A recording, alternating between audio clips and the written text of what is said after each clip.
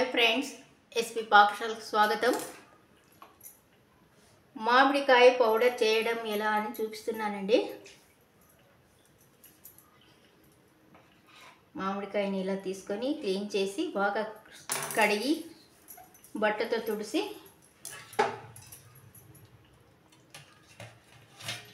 ఇలా చిప్స్లా చేసుకోవాలండి.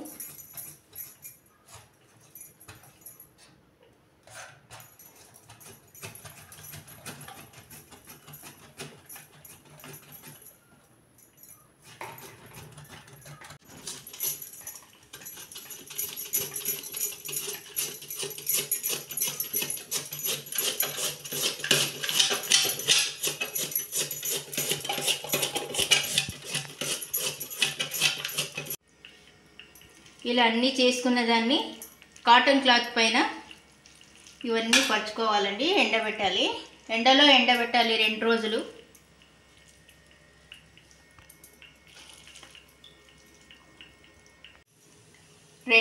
ఎండలో ఎండబెట్టిన తర్వాత బాగా ఎండిందండి.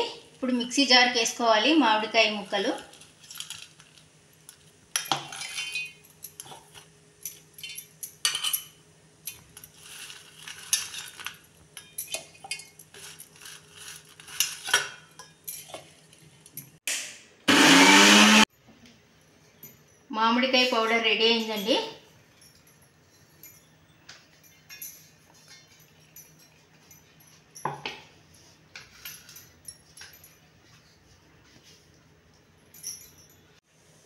మామిడికాయ పౌడర్ రెడీ అయిందండి. చింతపండు బదులు మనం పౌడర్ వేసుకోవచ్చండి, మామిడికాయ పౌడరు.